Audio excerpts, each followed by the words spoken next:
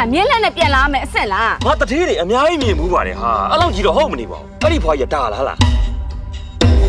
မမလေး မြင်းအစ်စ်နဲ့ဒီမှာဘာအားလားချောင်းရလဲငါသားအဲ့ရွှေဦးဆိုတဲ့ဟာမကိုလိုချင်တယ်မဟုတ်လားရအောင်သာယူစမ်း တချပြီနော် ချငါသားချလာချ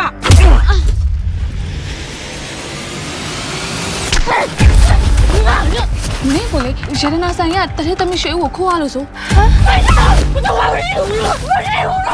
ကျမတို့မျိုးရိုးစစ်စစ်ထိမ့်သိမ့်လာတယ်အထက်တန်းစားသွေးတွေထဲမှာဒီလိုကောင်မျိုးကိုလုံးဝအဝင်မခံနိုင်ဘူး လက်ထက်စာချုပ်မှာတရားဝင်လက်ထပ်ပြီးလို့ ရွှေကိုမင်းမဖြစ်ပြီးသွားပြီ ကျောက်ကြမကောင်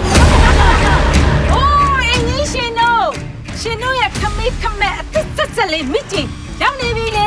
နင်တို့လိုအဆင့်တန်းမျိုးနဲ့မတက်မရမိုးပေါ်လာတက်မှန်းနေအောင်ခွေးကြိုက်တာတဲ့နားတယ်ဟဲ့ ထွက်သွားအကောင်လုံးတန်းစင်ပြီးတော့ထောင်ထဲထဲပလိုက်တယ်မိန်းကလေးကလည်းအပြိုပြန်ဖြစ်လာတော့မှမဟုတ်တယ် ဘာလဲပြောနေရလဲ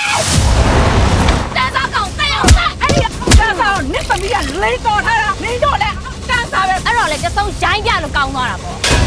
အဲ့ဒီသားစုအားလုံးကိုအမုန်းချင်ပြစ်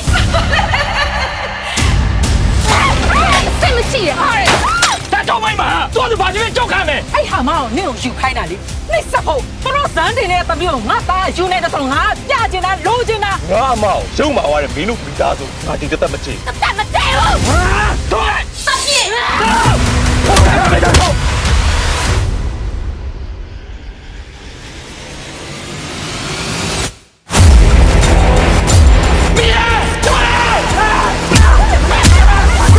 ရေနာဆိုင်ကြီးကမိသားစုမှာပြည့်ကြီးကမထိန်သိမ်းနိုင်နဲ့အမိုက်မယူရောမယ် သမီးရ ဟိုကြီးအမိုက်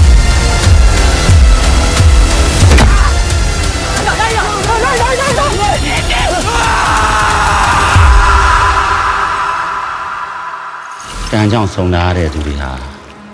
ကံကုန်သွားပြီဆိုရင်ဖြင့်ခွဲခွာကြရတာပါပဲ